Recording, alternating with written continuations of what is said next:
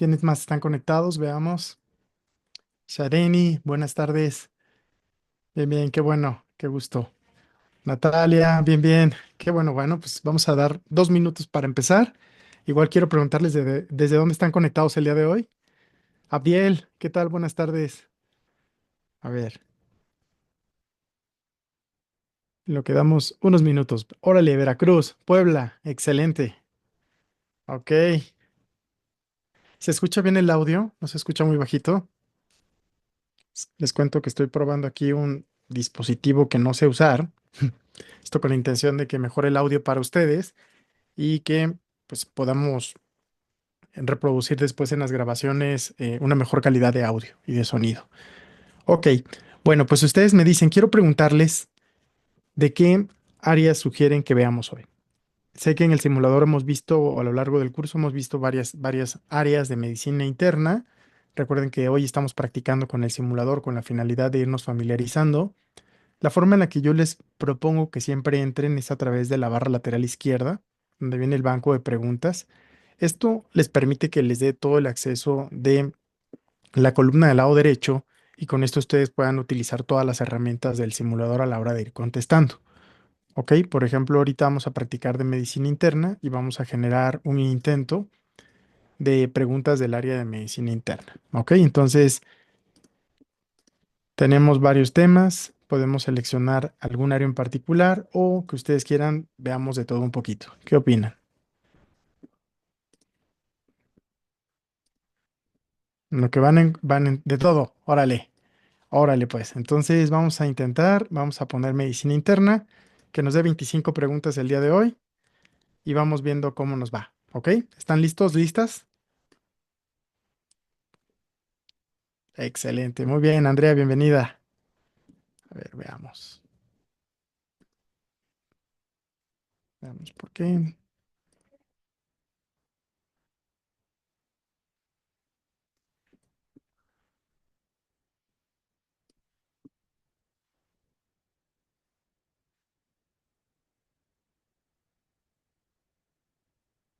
Listo. Ok, pues vamos a empezar a discutir. Vamos a ir viendo. Ay, creo que le puse de todo, pero no de medicina interna.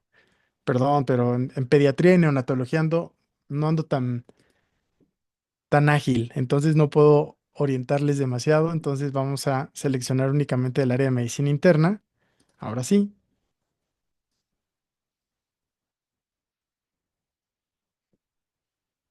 listo. 25 preguntas.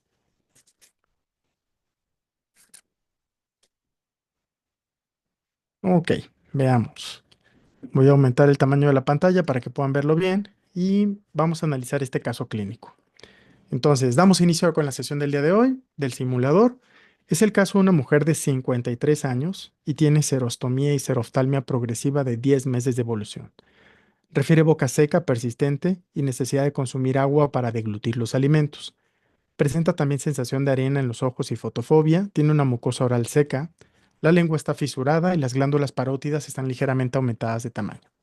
Tiene anticuerpos antinucleares positivos 1 en 320 patrón moteado, una BCG de 32 y un factor reumatoide de 120 unidades por mililitro. Te preguntan cuál de los siguientes hallazgos es característico la deformidad asociada a esta enfermedad. Bueno, aquí vamos a analizar con detalle. Puede ser que haya un problema, pero va a ser parte de lo que vamos a ir estudiando. Aquí, por ejemplo, nos pregunta en relación a un caso que tiene 53 años con serostomía y seroftalmia y además tiene boca seca y necesidad para deglutir los alimentos. Voy a pasar a esta pregunta número 2. ¿Cuál de las siguientes pruebas diagnósticas tiene la mayor especificidad para realizar el diagnóstico en esta paciente? Nos preguntan especificidad. Prueba de Schirmer, gammagrafía de glándula salival, tinción con rosa de Bengala o la biopsia de glándula salival menor. ¿Ok? Entonces, nos preguntan en relación de una mujer de 52 años. Voy a lanzar la votación de la pregunta y ahorita analizamos. Déjenme lanzar la pregunta. Listo, pueden contestar. Prueba de Schirmer, gammagrafía de glándula salival, tinción de rosa de Bengala o biopsia de glándula salival menor.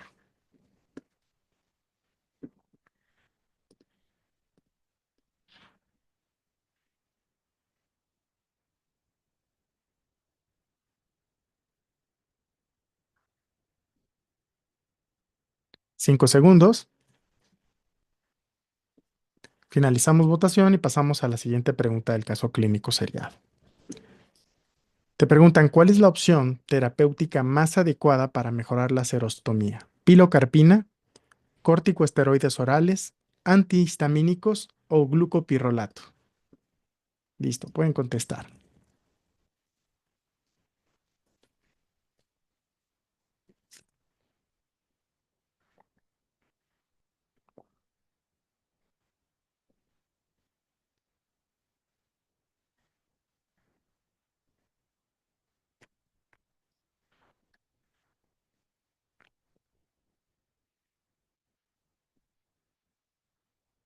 Muy bien, finalizamos votación y analizamos el caso. En este primer caso clínico, que tiene 3 preguntas, quiero comentar que, por ejemplo, esta pregunta no es correspondiente a este caso clínico. Por lo tanto, pueden utilizar el sistema de banderas y decir, la pregunta no pertenece a esta prueba. El caso clínico no corresponde, ¿no? Entonces, esto nosotros lo estamos revisando y les vamos dando la retroalimentación al respecto. Entonces, por ejemplo, es todo. Vamos a analizar a la cuenta de 3. Díganme qué diagnóstico tiene este paciente. ¿Cuál creen que sea el síndrome de Sjögren? Si ustedes analizan, es una mujer de la sexta década de la vida que tiene un síndrome de queratoconjuntivitis seca, ¿ok? Estos pacientes pueden tener anticuerpos antinucleares positivos, pueden tener anti-Ro y anti-La, y pueden también tener factor reumatoide. Recuerden que el síndrome de Sjögren lo vamos a dividir en 2 grandes tipos. Síndrome de Sjögren primario, es decir, cuando no está asociado a ninguna otra enfermedad autoinmune, y síndrome de Sjögren secundario cuando está asociado a otra enfermedad autoinmune. Yo les pregunto aquí, ¿creen que sea un primario o que sea un secundario? Porque hay un dato muy interesante a dialogar en esta discusión de este caso clínico. ¿Qué opinan? ¿Es primario o es secundario?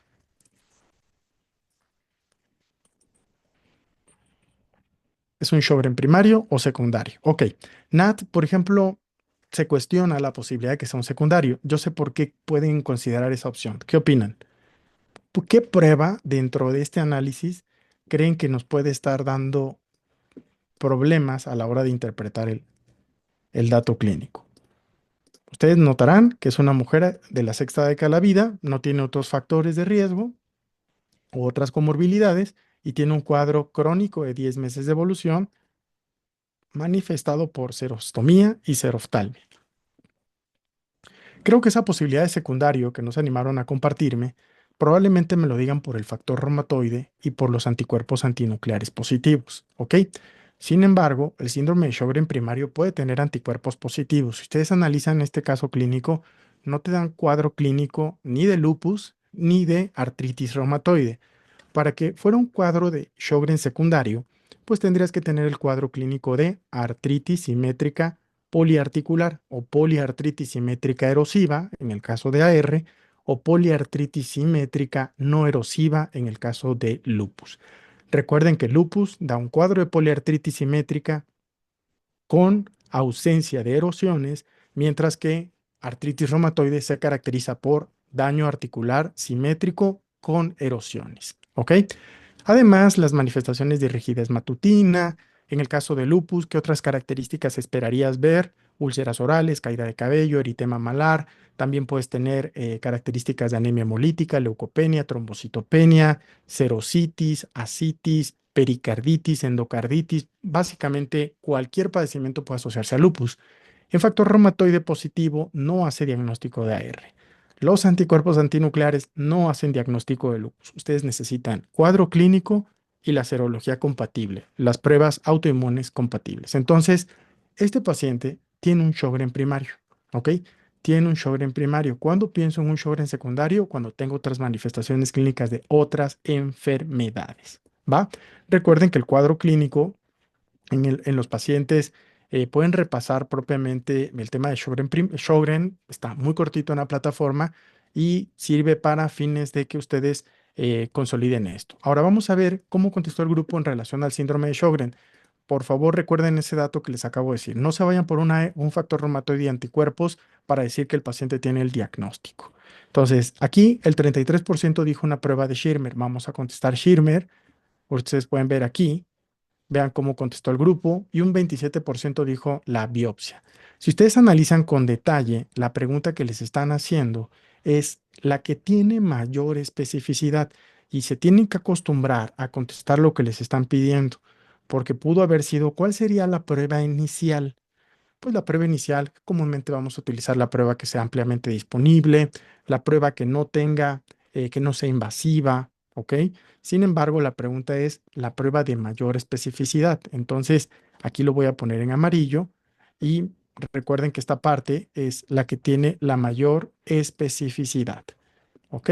Entonces, la que nos estaban preguntando era la biopsia de glándula salival. Entonces, es el estándar de oro para el diagnóstico de síndrome de Sjögren, debido a su alta especificidad con un 92%, y lo que ustedes van a ir a buscar específicamente en la biopsia es inflamación linfocítica, ¿ok? La inflamación linfocítica, ¿ok? Ahora, la prueba de Schirmer es útil definitivamente, pero tiene menor especificidad y en realidad puede ocurrir, incluso puede estar positiva en pacientes con edad avanzada o que tienen disfunción de glándulas salivales, no necesariamente por un fenómeno autoinmune. ¿Ok? Ahora, la tinción de rosa de Bengala, ¿por qué es útil? Este evalúa daño epitelial ocular.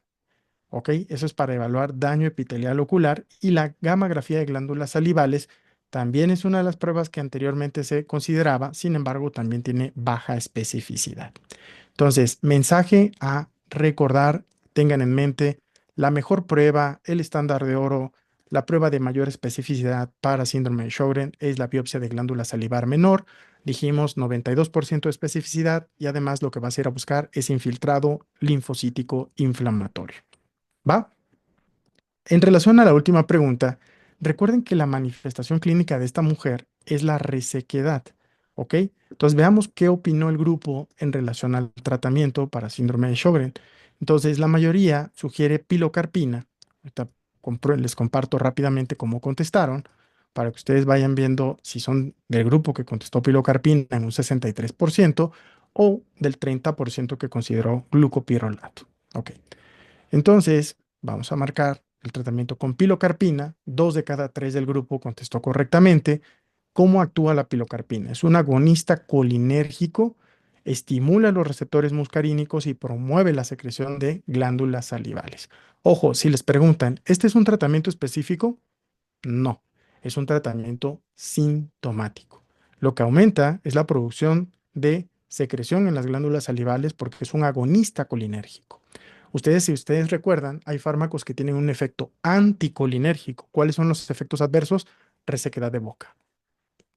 ¿Alguien me quiere decir algún fármaco que tenga efecto anticolinérgico y que tengamos que vigilar, sobre todo en el adulto mayor, que se lo administra, si entonces se queja de boca seca, no quiere comer, baja de peso? ¿Algún ejemplo que se les venga a la mente? Ánimo.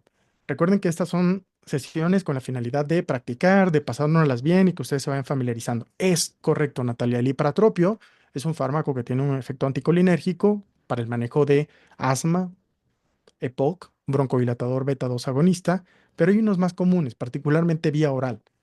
Si yo les dijera que hay algunos fármacos antidepresivos que ya casi no usamos porque dan muchos efectos adversos, estreñimiento, resequedad, náusea, ¿cuáles les diría? Y que son tratamientos de elección para la prevención de cefalea tensional. Les estoy dando tips para que ustedes siempre asocien esto. Paciente con exactamente, Sofi. Tricíclicos, amitriptilina, nortriptilina. Los tricíclicos son extraordinarios para el manejo de cefalea tensional, para la prevención, no para el manejo agudo, para la prevención. Porque si además tienen insomnio, dan sueño, pero ¿qué efectos adversos tienen que cuidar? Los efectos anticolinérgicos. Y los efectos anticolinérgicos incluyen resequedad de boca. Y si aquí la queja de mi paciente es resequedad de boca, pues no le voy a dar un anticolinérgico, le voy a dar un agonista colinérgico para que produzca saliva. ¿Va? Entonces estoy contándoles historias con la finalidad de que asocien efectos adversos, tratamientos de elección de un padecimiento con lo que estamos viendo en este momento. Entonces recuerden que la pilocarpina es útil. Ahora, el glucopirrolato, vean el mecanismo de acción. El glucopirrolato eh, es un fármaco que tiene efecto anticolinérgico, ¿ok? Entonces, ¿qué pasaría si yo le doy glucopirrolato a este paciente? Va a empeorar. Comento esto porque el 30% nos confundimos contestando esto. Pongo confundimos para que no se sientan mal. En realidad podemos equivocarnos y es parte del juego. No pasa nada. Yo estoy seguro que la próxima vez que les digan qué fármaco van a dejar para resequedad en la boca, no van a elegir un anticolinérgico, porque esto es útil sobre todo en pacientes que tienen hipersalivación, ¿ok? Hipersalivación. En estos escenarios, pues sí, le voy a dar un tratamiento con un fármaco anticolinérgico para que entonces te dé serostomía, te reseque la boca. ¿Ok? Por ejemplo, en pacientes con enfermedades terminales, los médicos paliativistas que tienen, pacientes que tienen muchas secreciones, les dan dosis altas de butilliosina. ¿Por qué? Porque tiene un efecto anticolinérgico. La butilliosina a dosis altas nos ayuda a limitar, a disminuir las secreciones en un paciente que tiene una enfermedad terminal que se va a casa a tener un buen morir. ¿Ok? O que le quieres dar calidad de vida y quitar esos factores, esos síntomas incómodos que afectan no solo al paciente, sino al familiar que lo ve sufrir. ¿Ok? Hay antihistamínicos que tienen efectos anticolinérgicos y que empeoran los síntomas, la resequedad en la boca. Y estos fármacos, los antihistamínicos, sobre todo los de primera generación, dan mucho sueño y dan resequedad en la boca. Entonces, también empeorarían. Y los corticosteroides orales no son útiles para el manejo de la serostomía. Recuerden que serían útiles para las manifestaciones extraglandulares graves que se pueden asociar al síndrome de Sjögren. El síndrome de Sjögren primario es una entidad rara, sin embargo, que se puede presentar con múltiples manifestaciones clínicas, con colangitis biliar primaria. Y curiosamente tú dirías, oye, pero colangitis biliar primaria sería secundario el Sjögren. No es cierto, es parte del primario. Entonces, este es un tip, digamos una fineza, pero puedes tener Sjögren con colangitis biliar primaria y es parte del espectro del Sjögren primario, no de secundario. ¿Va? ¿Quedó claro? Estas dos preguntas es un repaso muy rápido del síndrome de Sjögren que tenemos que recordar: queratoconjuntivitis seca en una mujer adulta que además tenía factor reumatoide positivo, antinucleares positivos, pero que no tenía clínica de una enfermedad secundaria. El tratamiento para un paciente con síndrome de Sjögren de carácter sintomático incluye pilocarpina, que es un agonista colinérgico que produce mayor secreción salival, y para el manejo de la enfermedad de base específico para Sjögren, si hay manifestaciones extraglandulares, se utilizan corticosteroides y algunos inmunomoduladores como metotrexato, azatioprina y micofenolato de mofetilo. ¿Ok? ¿Qué más?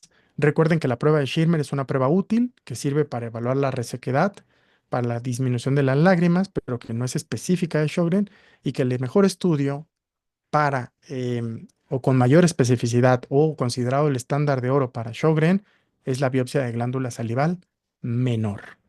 92% de especificidad y es una prueba que busca identificar focos de infiltrados linfocíticos. ¿Qué tal? ¿Qué les pareció este primer caso clínico de discusión en relación a síndrome de Sjögren? Recuerden estos puntos: no era un secundario, no tenía síndrome clínico, no tenía manifestaciones clínicas de otra enfermedad. ¿Alguna duda, pregunta?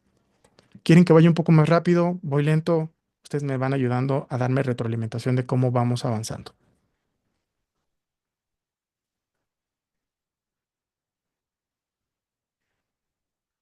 Súper, perfecto, excelente. Bueno, si en algún momento ven que me duermo, me dicen, Doc, un poco más rápido, ¿va?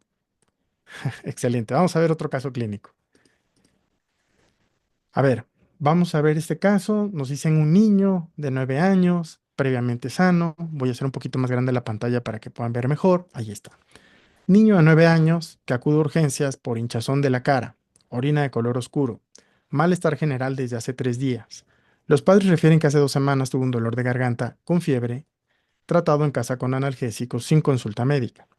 A la exploración física tiene edema, TA de 140-90, el examen cardiovascular es normal, el análisis de orina tiene hematuria macroscópica con proteinuria 2 cruces y cilindros hemáticos.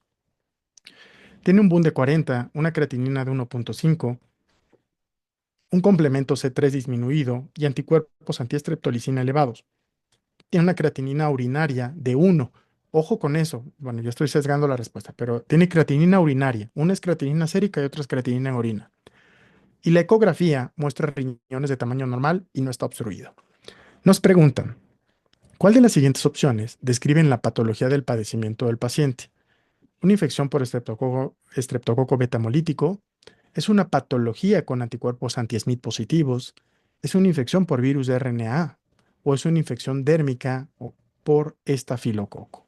Entonces, vamos a ver qué opinan en relación a esta pregunta número 4 del ejercicio del día de hoy y vamos haciendo el análisis.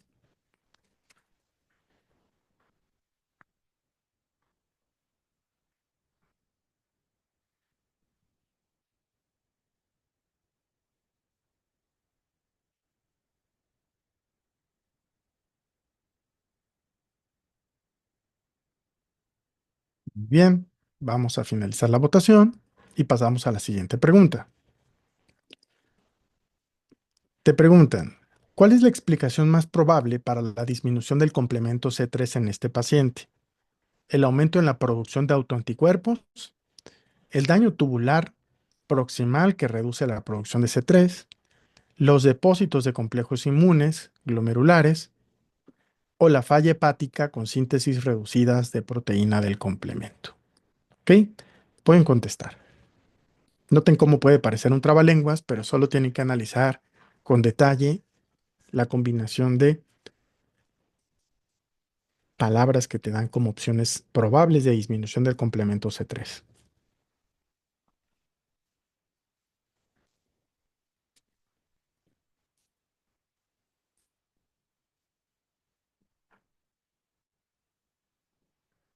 Muy bien. Finalizamos votación con un 60% de participación y pasamos a la última pregunta. ¿Cuál sería el tratamiento inicial más adecuado para este paciente? ¿Corticosteroides, diuréticos, inmunosupresores o antibióticos? Pueden contestar.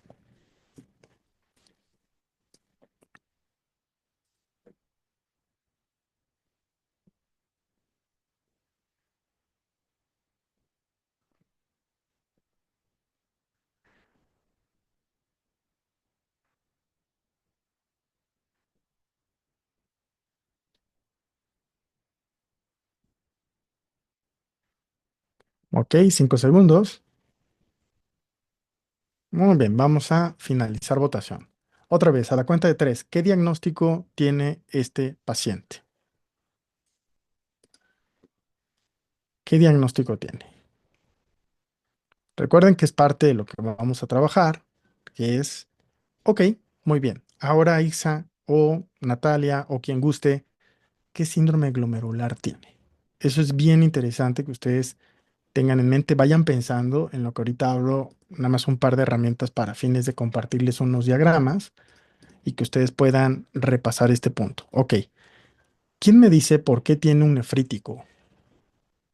¿Cuál es la diferencia entre un síndrome nefrítico y un síndrome hematuria proteinuria?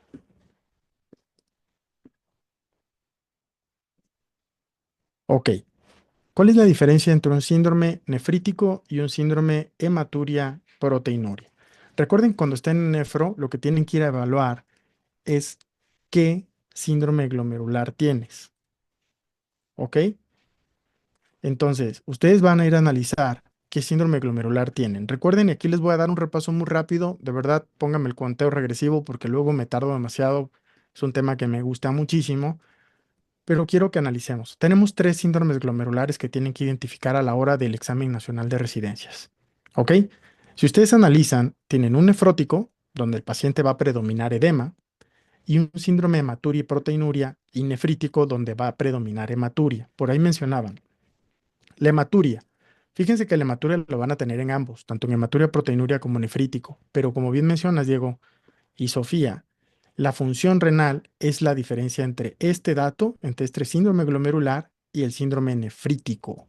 ¿Ok? En este, la función renal está bien y en el nefrítico está mal.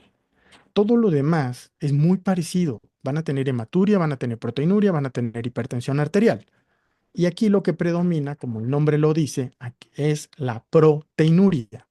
En este caso, te van a decir que tienes 3 cruces de proteínas. Ambos, estos dos escenarios, van a tener hematuria glomerular.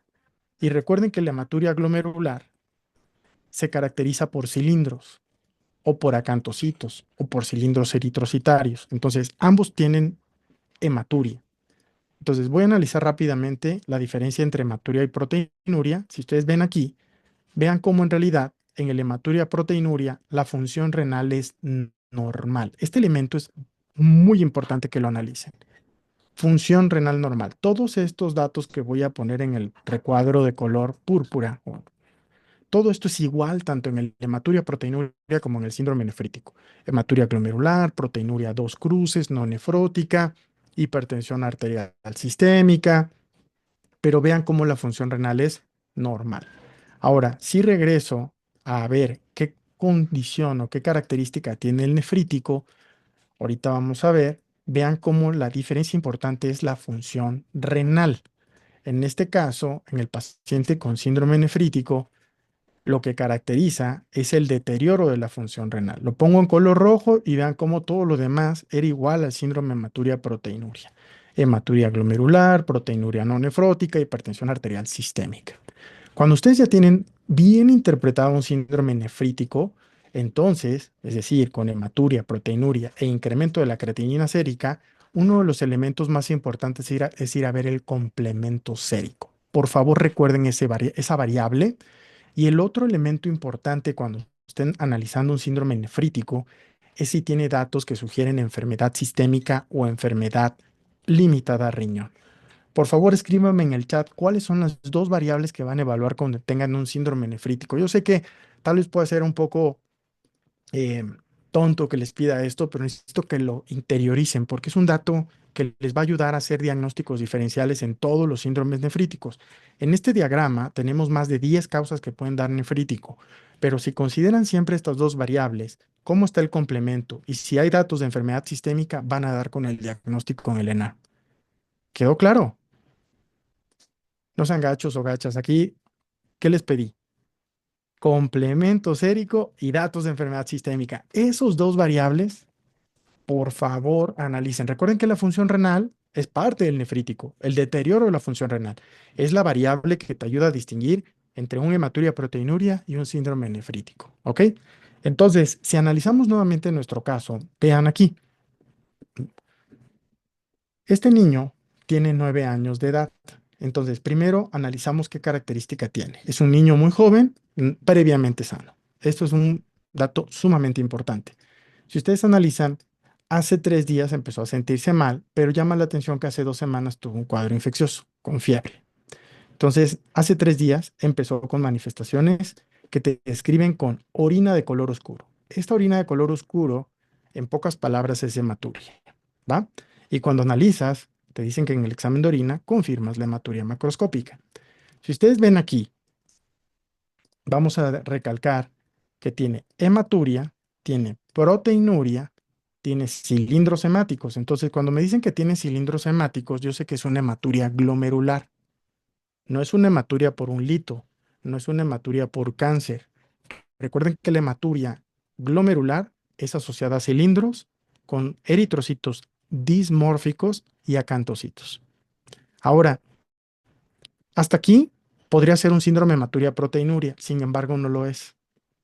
Vean esta creatinina, 1.5. ¿Les parece que para un niño de 9 años esta creatinina es normal?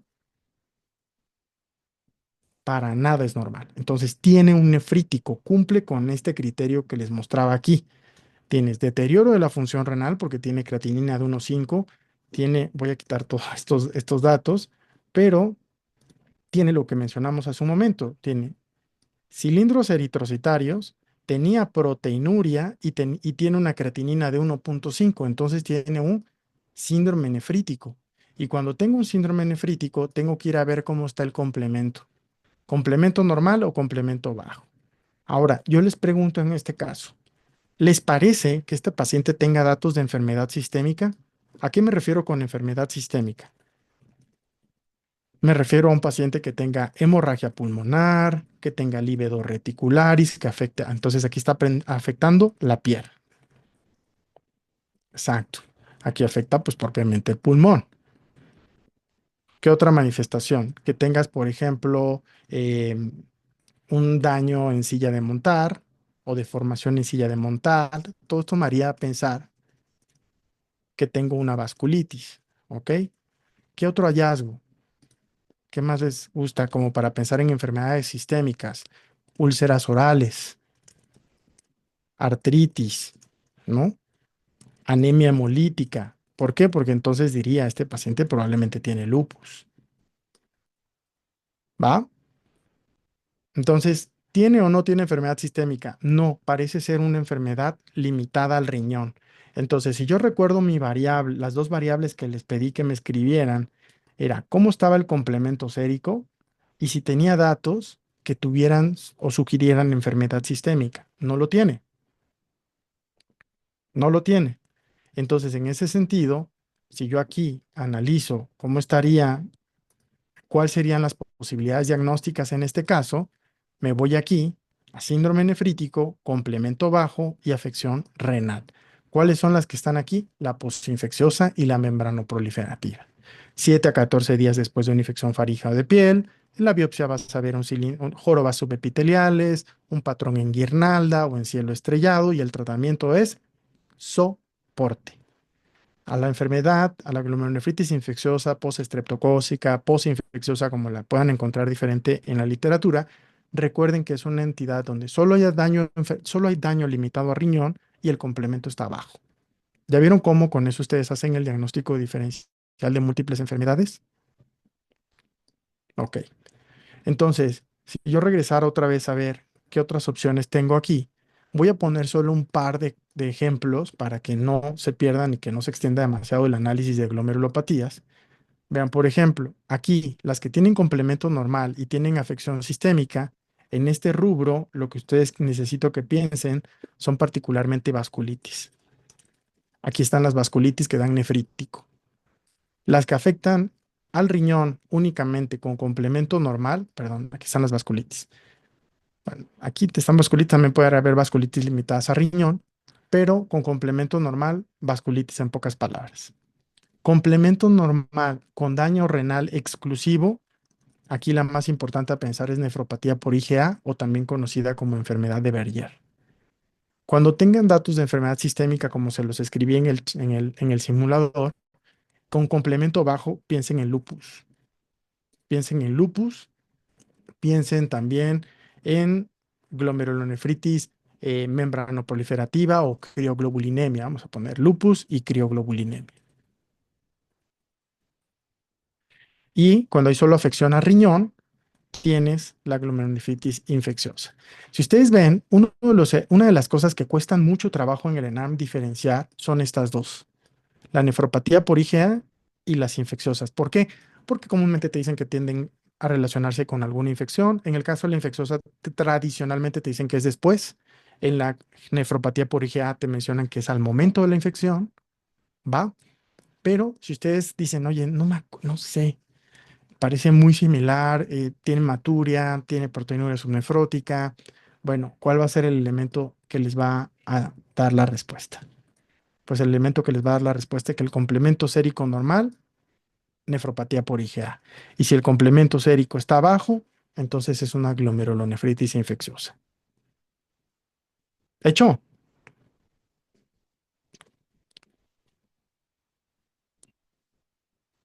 Me prometen que no fallan esa, vayan a ver el complemento y siempre vean si tengo datos de enfermedad sistémica o no. Con eso no tienen ni idea. Y si no, repasen el tema de síndrome nefrítico 8 o 10 minutos y con eso repasan todo. No, no para nada, Shedini. Al contrario, esa es parte de lo que estamos trabajando, ¿eh?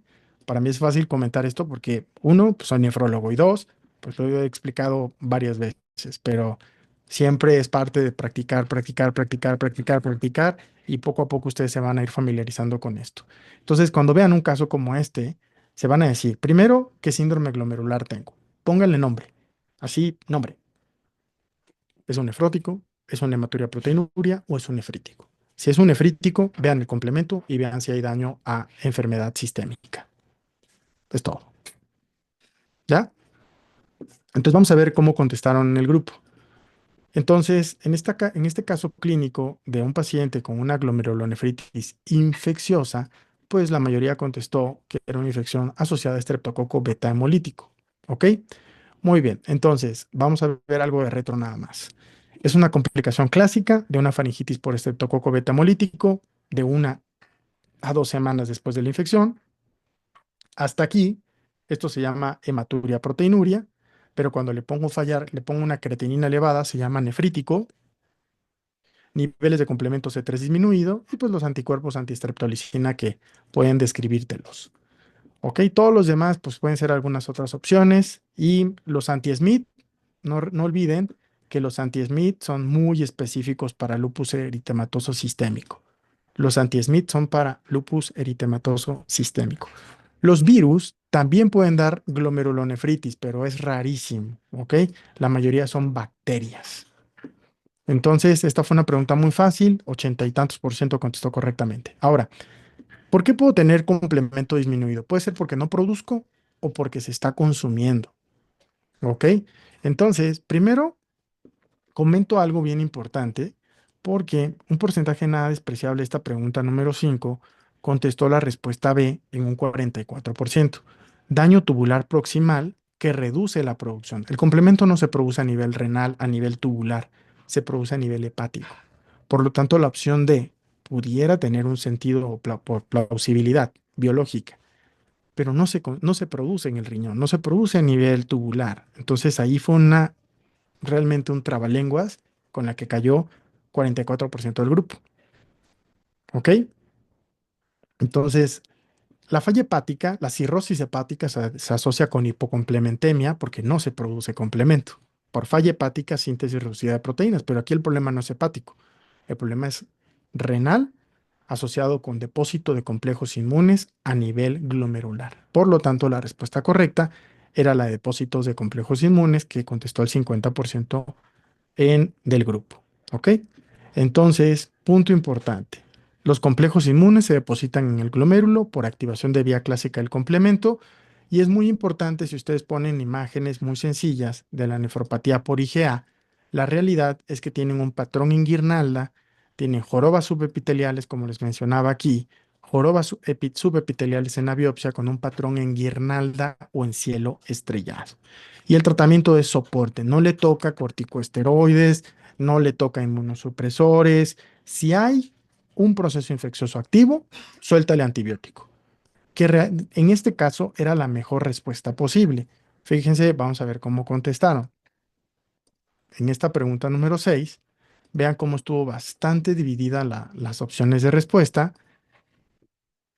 y la más común anduvo entre inmunosupresores y corticosteroides. 29% opción A, 29% opción C. Es decir, 60% pensó que le tocaba inmunosupresión. Y solamente el 21% dijo, bueno, antibióticos, porque pues no sé, entre que todavía trae un proceso infeccioso. Así pueden ser las preguntas en el ENA. Pueden no tener la mejor respuesta posible, pero lo que sí les puedo decir es que las glomerulonefritis asociadas a un proceso infeccioso no requieren inmunosupresión. ¿Ok? Entonces vamos a contestar corticosteroides o inmunosupresores, que fue la misma con la que contestaron la mayoría del grupo, y en realidad es incorrecto. O sea, en este caso es manejo soporte, porque aquí, punto que no había mencionado, es que no tiene datos de infección activa en este momento. Pero lo que sí llama la atención es que tiene datos de sobrecarga hídrica. ¿Ok? Si hay un proceso infeccioso, suéltale antibióticos, pero que esté en el momento actual. Nunca corticosteroides, nunca inmunosupresores y como aquí este caso, fíjense cómo igual aquí yo también voy practicando, el paciente viene por hinchazón, ¿ok? Viene por hinchazón.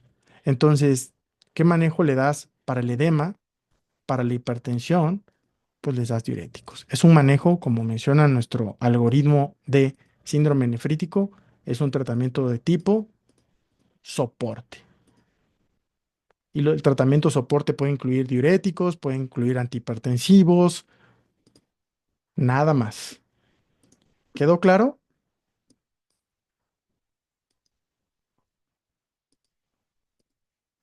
Y si regresamos a nuestro caso y volvemos otra vez a repasar y darnos cuenta que el paciente motivo por el cual acude es por hipertensión, por edema, por hinchazón, pues el tratamiento soporte incluye los diuréticos.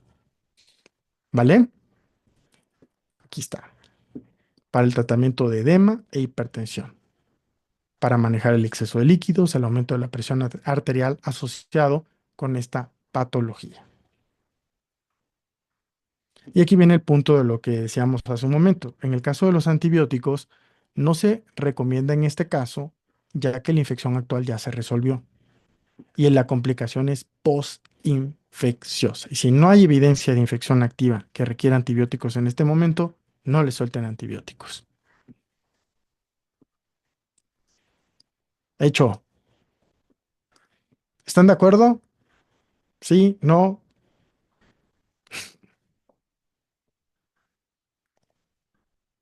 perfecto. Ok, hemos visto dos casos clínicos, un caso clínico seriado de un paciente con una glomerulonefritis infecciosa y también vimos el primer caso clínico asociado con un trastorno como síndrome de Sjögren, un caso de reuma y un caso de nefrología. Vamos a ver qué nos toca en el siguiente caso. Ok, veamos, esta es una mujer universitaria de 22 años que acude por diarrea y dolor abdominal tipo cólico que se alivia con la defecación y creo que este no, creo que voy a ocupar otro usuario porque como ocupo el de administrador, creo que este caso a lo mejor ya lo habíamos visto. Afirma que ha tenido muchos problemas estomacales en el pasado, especialmente durante las semanas de exámenes. Tiene depresión desde hace 2 años en tratamiento. Los síntomas no parecen empeorar con ningún alimento en particular y refiere a haber viajado no ha viajado recientemente, no tiene fiebre, no pérdida de peso, no náusea ni vómito y tampoco tiene sangre. Entonces, al examen físico y los resultados del laboratorio son normales y es una pregunta de criterio diagnóstico. ¿Cuál de los siguientes es un criterio diagnóstico para el trastorno que presenta nuestra paciente? ¿Ok?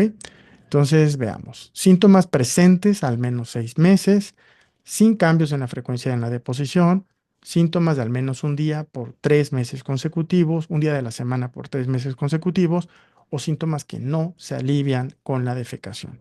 ¿Ok? Puedo lanzar la pregunta 7 y veamos qué opinan. El diagnóstico no es complejo, pero la pregunta es de criterios diagnósticos y probablemente de fisiopatología y manejo.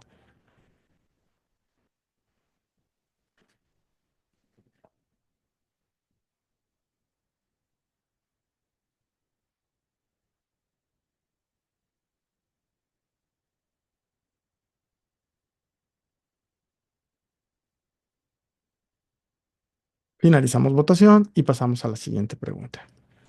Muy bien. ¿Cuál es la fisiopatología de la enfermedad que sospecha? Alteración de la motilidad intestinal, pérdida del plexo submucoso intestinal, isquemia colónica o deficiencia de lactasa. Pueden contestar.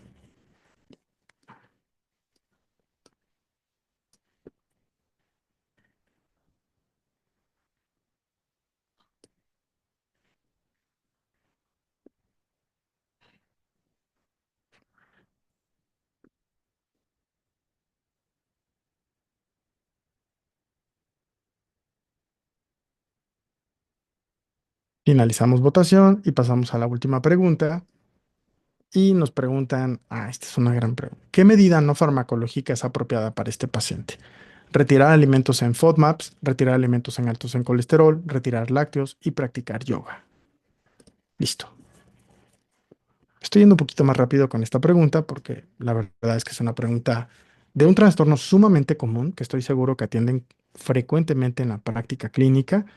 Es un motivo de consulta prácticamente en medicina general, en gastroenterología, en medicina interna.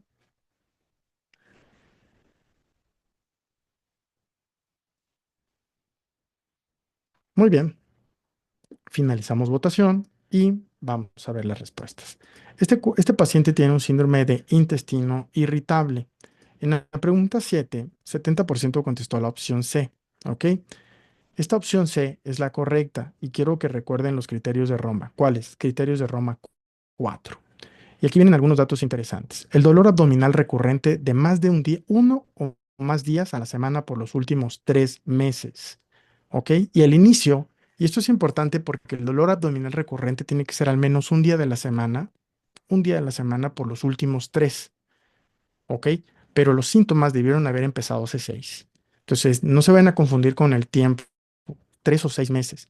El inicio debe llevar al menos 6 meses, pero la recurrencia del dolor debe ser de al menos un día por semana por 3 meses consecutivos.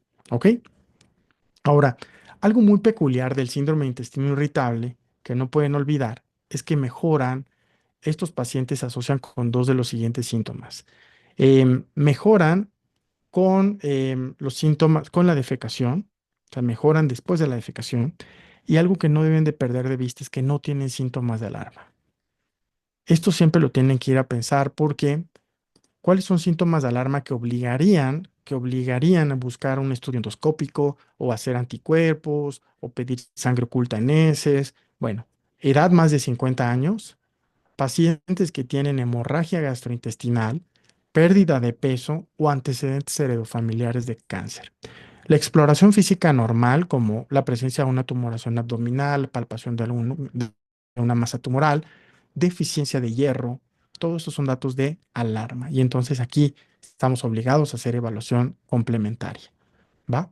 Entonces, mujer joven que comúnmente coexiste con algunos trastornos distímicos, problemas de insomnio, con distensión abdominal, diarrea o estreñimiento, piensa en intestino irritable siempre y cuando se den cuenta o analicen que ese paciente no tenía datos de alarma. Si ustedes ven aquí, no viajó recientemente a ningún lado, esto es bien importante, no viajó recientemente, no tiene fiebre ni pérdida de peso, son datos que van en contra, y además tiene un examen físico donde no hay masas abdominales, no hay anemia, no hay sangre oculta en heces, no hay deficiencia de hierro, tiene otras características importantes como depresión y en los síntomas. Este paciente te dicen que tiene diarrea y dolor abdominal tipo cólico que se alivia con la defecación. Estos datos básicamente son muy a favor del síndrome de intestino irritable. ¿Ok? Entonces, mucho ojo con eso. No solo son las manifestaciones de dolor abdominal al menos un día en los últimos 3 meses, un día a la semana, un día a la semana en los últimos 3 meses, pero que haya iniciado hace 6. Repito todo el dato a memorizar. Un día a la semana por los últimos 3 meses y que haya iniciado hace 6 meses. ¿Ok? Ahora pasemos a la siguiente pregunta. Aquí hay algunos datos. Por ejemplo, la colitis microscópica que se puede asociar con la enfermedad celíaca. La deficiencia de lactasa sería para intolerancia a la lactosa. La pérdida del plexo submucoso intestinal. ¿Alguien recuerda una enfermedad en niños que el mecanismo fisiopatológico es la pérdida del plexo submucoso intestinal?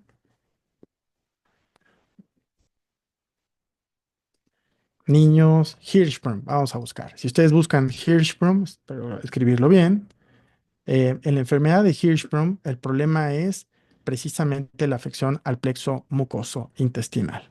¿Ok? Entonces es una enfermedad típico, intestinal nerve cells don't develop properly. ¿Ok? Entonces un problema donde tenemos pérdida del plexo submucoso intestinal. La alteración en la motilidad intestinal, que fue lo más común contestado en el grupo, pues es la respuesta más apropiada, ¿ok? Y por último, nos dicen cuál sería el tratamiento. ¿Alguien recuerda qué significa el acrónimo FODMAP? Porque efectivamente la mayoría opinó que era la opción A, la respuesta correcta en esta pregunta número 9. El 85%, se los muestro, dijo FODMAP. Bueno, pues son oligosacáridos, disacáridos, monosacáridos no absorbibles y polioles. ¿Ok? Entonces son alimentos altos en oligosacáridos, disacáridos, monosacáridos y polioles. Entonces lo que vas a evitar son estos alimentos porque producen mayor incremento en el gas intestinal, distensión abdominal y por lo tanto esa es la respuesta que ustedes siempre van a recomendar. Entonces, hay una gran lista, brócoli, hay muchos, hay una lista enorme. De hecho, una de las cosas que les sugiero es, si ustedes buscan, por ejemplo, dieta baja en FODMAPs, para que se lo den a sus pacientes. Y hago este comentario porque dices, Doc, no se distraiga. Bueno, solamente para que no olviden que es parte de las recomendaciones que ustedes van a hacer en el síndrome de intestino irritable. Vean aquí, dieta baja en FODMAP, en el síndrome de intestino irritable. Hay muchos, por ejemplo, que pueden descargar la lista y entonces se la imprimen, se la dan al paciente y entonces evitan esto. Miren, aquí está, de hecho es este de nutrición y te dice fermentables, polioles, monosacáridos, oligosacáridos, disacáridos, fermentables. ¿Ok? Entonces estos alimentos, pues lo que predomina es la distensión que conduce. Y hay una lista muy amplia de fármacos. Es más, voy a ver si esto lo puedo descargar y se lo mando aquí en el chat y descarguenlo. ¿Quedó claro? Entonces, dieta baja en FODMAPs. No sé qué dice. Ahí está. ¿Alguien tiene intestino irritable aquí? No es algo nada infrecuente. Déjeme ver, exacto. Confirmo. Entonces, dieta baja en FODMAPs. Típico de cuando quieres mostrar. Bueno, les pego la extensión y ahí le descargan, es más fácil. Listo. Ahí está. Lista de alimentos FODMAP. ¿Ya quedó? Entonces, intestino irritable, retirar alimentos ricos en FODMAP. Ok, ¿ya están listos para un siguiente caso?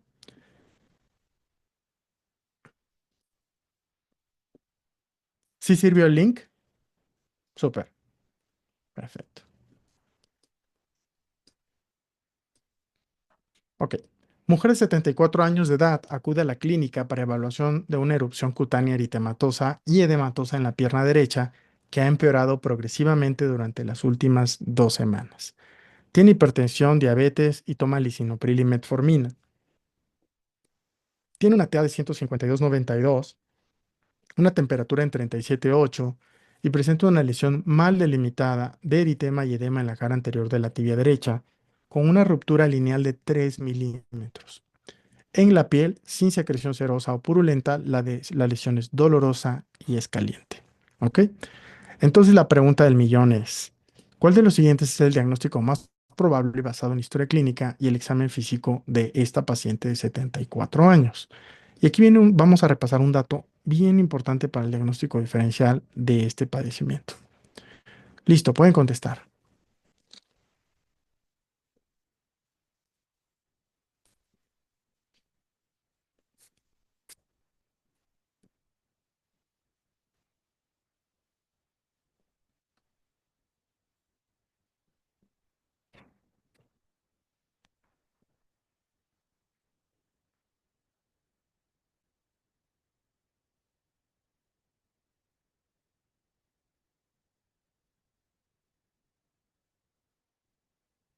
Finalizamos votación y pasamos a la siguiente. ¿Cuál es el agente más probablemente involucrado? Es una pregunta clásica. ¿Qué opinan? Staph aureus, Pseudomonas, perfringens y Streptococcus pyogenes.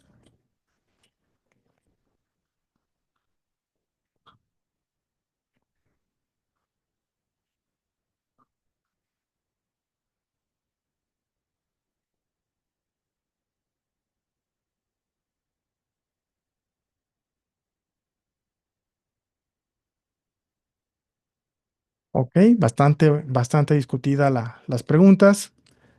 Y última, ¿qué tratamiento le indicarías? ¿Esteroide tópico, cefalexina, mupirocina o penicilina G sódica? Pueden contestar.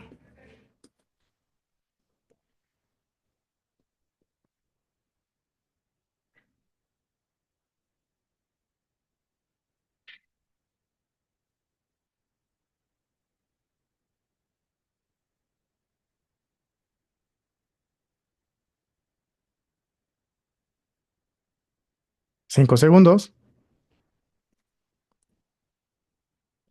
Finalizamos votación. Ok, muy bien, veamos.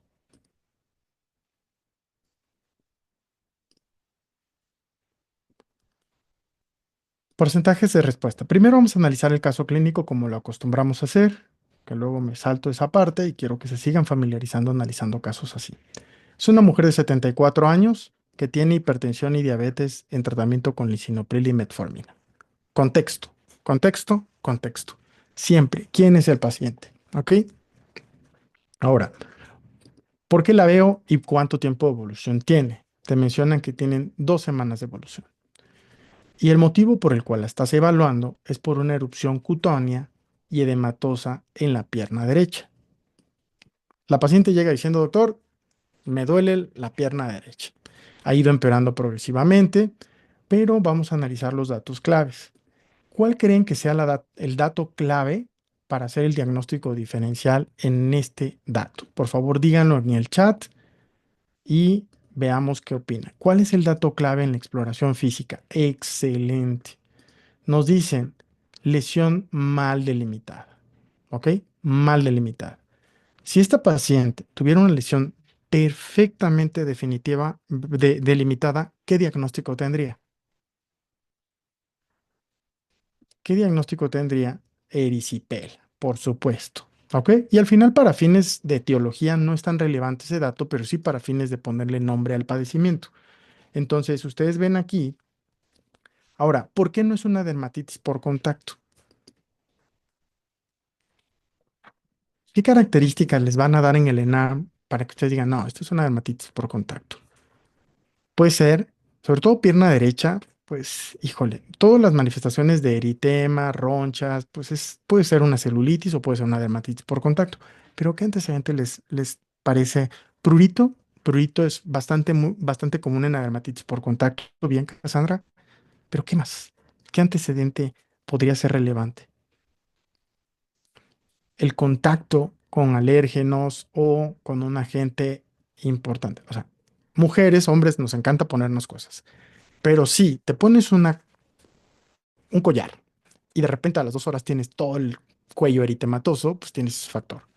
Si te pusiste una pulsera nueva en la pierna, en el tobillo, en la muñeca, pues eso puede ser un factor muy importante.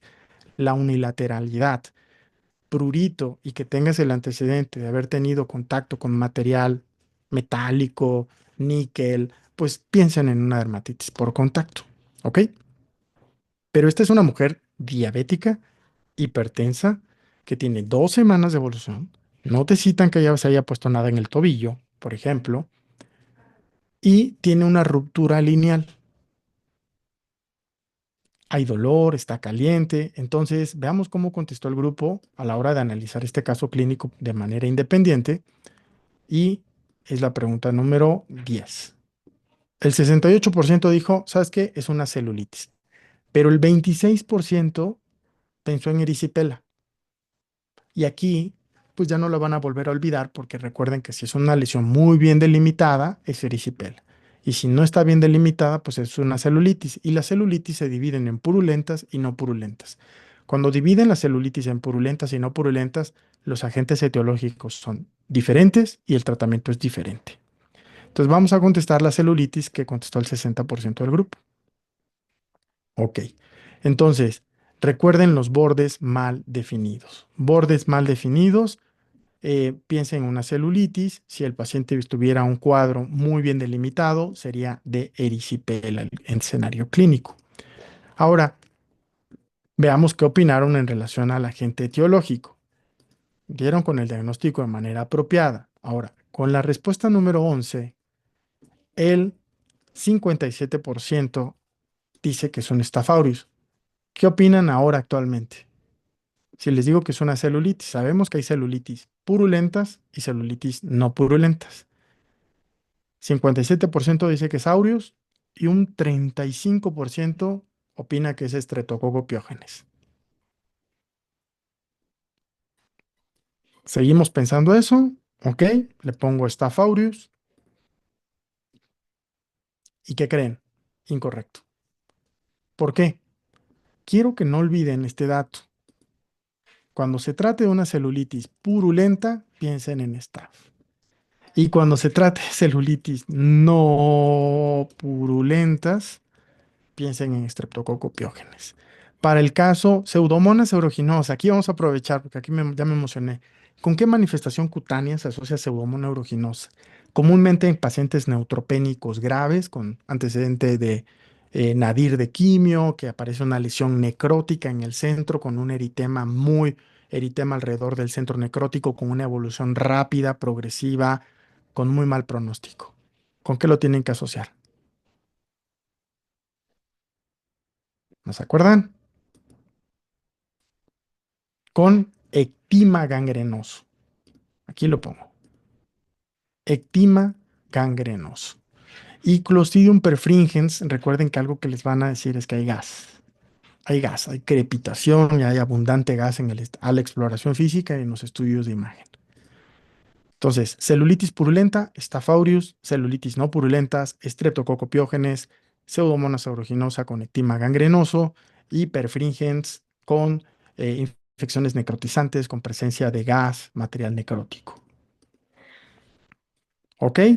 Entonces, la próxima vez, si ustedes ven aquí, no tiene absceso, no tiene secreción purulenta, solamente hay secreción escasa, aparentemente se dice sin secreción serosa o purulenta. Esa fue la clave. Si yo lo recalcara aquí, es sin secreción serosa purulenta. Por lo tanto, el diagnóstico sería Streptococcus pyogenes. Cayeron, ¿no? Uno de cada tres cayó. Entonces, agente etiológico, celulitis no purulenta, Streptococcus pyogenes y Staph aureus para la celulitis purulenta. Y por último, te dicen qué tratamiento le darías. ¿Qué tratamiento, qué tratamiento le darías? En la pregunta, esteroides tópicos sería para una dermatitis atópica. Mupirocina te serviría perfectamente bien para una foliculitis. Y cefalexina y penicilina G le pega súper bien al estreptococo. Pero ¿qué creen que sea más conveniente? ¿Dar un fármaco bioral o poner inyecciones de penicilina G sódica intramusculares? Híjole, exacto. Entonces, la verdad es que cefalexina le pega suficientemente bien. El tratamiento de elección no purulenta es penicilina B potásica o cefalosporinas como bioral. Sin embargo, en el contexto de un paciente que no está chocada, le puedes dar algo bioral. No tiene que ser algo inyectado. ¿Va? Voy a esperar si hay alguna duda en el chat y si no, mientras voy a abrir aquí rápidamente a ver alguna imagen que me hable de tejidos blandos. Y nada más para que mostrarle a ver si vienen, no recuerdo ahorita propiamente. Ahí está, tejidos blandos. Pueden ver mi pantalla donde está el presi. ¿Ya se ve? Súper. Entonces, vean esto. La erisipela, bien delimitada. Infección superficial, afecta a la dermis, muy bien delimitada. La etiología, estreptococo del grupo A, piógenes. ¿Ok? Y el tratamiento, en realidad penicilina, y si es alérgico, eritromicina. Aunque también le puedes dar cefalotina, cefalexina, jalan bien. ¿Ok? El diagnóstico, recuerden que en estreptococo, en erisipela, los bordes son muy, muy bien delimitados. ¿Ok?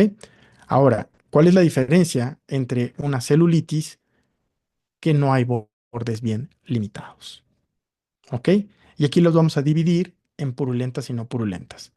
Las erisipelas son muy superficiales, afectan solo la epidermis.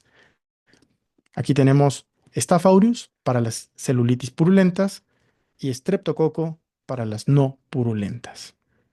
Y el tratamiento pues va a depender de qué tipo de característica tenga, pero en términos generales son beta-lactámicos. ¿Ok? Ahora, no quiero que olviden las fascitis necrotizantes y solo hago un breve resumen aquí. Cuando ustedes vean necrosis, es una urgencia quirúrgica. Es una infección rápidamente progresiva. Aquí tenemos ejemplos de gangrena de Fournier en diabéticos en la región perianal, angina de Ludwig en la región cervical. Entonces, la presencia de flictenas necrohemorrágicas, esto es una urgencia inmediata. Ese paciente tienes que hablarle a tu compañero, amigo quirúrgico de confianza y que lo meta tarde, que lo meta tarde, que lo meta al quirófano, porque generalmente esto es tardío. Cuando hay ampollas, cuando hay gas, crepitación, ambulas, ya es tarde. Lo que tienes que sospecharlo de manera temprana. En un paciente diabético, mal controlado, que tiene un dolor desproporcionado en el sitio de la infección y que además evoluciona rápidamente, híjole, dolor desproporcionado, progresión rápida, respuesta inflamatoria sistémica y en un paciente con factores de riesgo, no le piensen. ¿Quedó claro? El impétigo foliculitis son muy sencillas. Y también en general la foliculitis, impétigo son por Staph aureus. Y estas se tratan tópicas, con mupirocina. Impétigo foliculitis con mupirocina, fascitis necrotizante con debridación quirúrgica y amplio espectro, erisipela con betalactámicos y la celulitis purulenta, busquen staph, celulitis no purulenta, busquen estreptococo y el tratamiento igual en general son betalactámicos. En el caso de Staph aureus, recuerden dar dicloxa, silina o algún agente que le pegue a staph como Clinda, Bactrim o doxiciclina. ¿Listo? Porque no es motivo de entrar aquí, pero me apoyo de las presentaciones que tenemos en Enarmind para que quede claro estos conceptos cuando estamos resolviendo casos uno a uno. ¿Listo? ¿Cómo van? ¿Quieren que tomemos un breve descanso? Podemos terminar hasta las 8 si ustedes desean, pero podemos descansar unos 5 minutos y le seguimos con unos 2 o 3 casos clínicos más para la sesión del día de hoy. El jueves yo tendré el gusto de dar la masterclass, como habitualmente las tenemos programada los jueves, pero esa no va a ser con el simulador, sino va a ser una presentación como habitualmente las tienen cada martes y jueves de 6 a 8. ¿Qué opinan? ¿Le seguimos de largo o tomamos unos 5 minutos de descanso para estirarnos, ir al baño, vaso de agua, etc? ¿Break? ¿5 minutos? Súper. Miren, son 7:10. ¿Les parece si 7:15 reiniciamos el simulador? Les veo 7:15. Nada más regresen, ¿eh? No me van a dejar solo. 7:15 de regreso. Ok, los veo enseguida.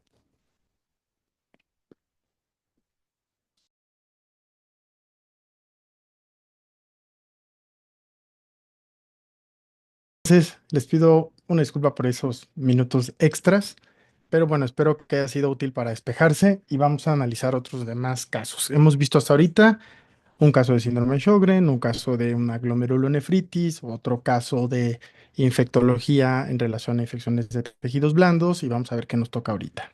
¿Ok? ¿Y qué otro caso nos tocó ver? También un caso de un síndrome de intestino irritable en el área de gastro. Ok, vamos a analizar este caso. Se trata de un hombre de 15 años de edad. Bueno, voy a pasarme porque este creo que ya lo hemos visto.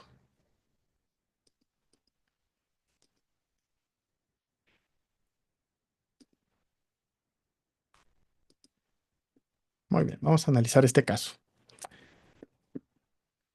Hombre de 68 años de edad con antecedente de hipertensión, gota, obesidad y estenosis cervical posterior a una laminectomía cervical reciente. Es traído por su esposa por presentar confusión de inicio reciente. Tiene 39,6 de temperatura, un pulso de 106 latidos por minuto, una frecuencia respiratoria de 24 y tiene una TA de 170/96.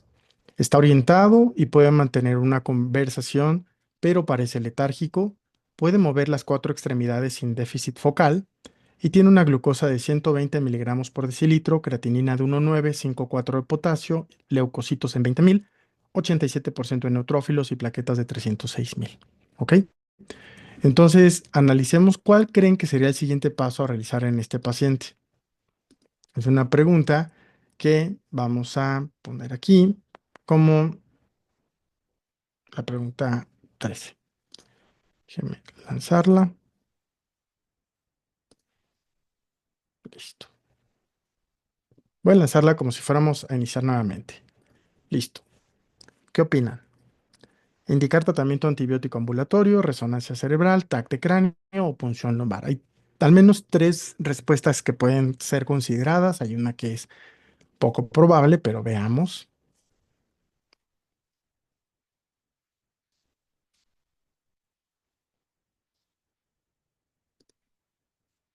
5 segundos. Muy bien, finalizamos la votación y pasamos a la siguiente pregunta. ¿Qué tratamiento empírico debes iniciar en este paciente? Aciclovir, Anfovir, Ceftria o ciprofloxacino. Entonces, listo, pueden contestar.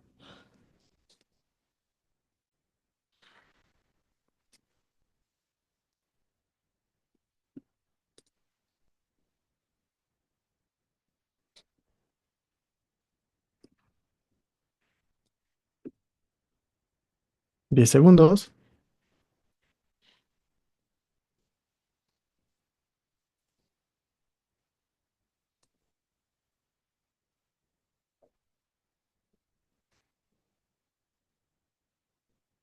Finalizamos votación y pasamos a la siguiente.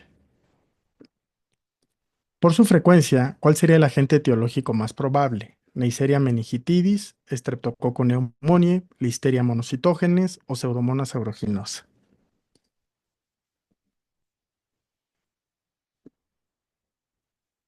Piénsenle y voy a lanzar nuevamente la votación.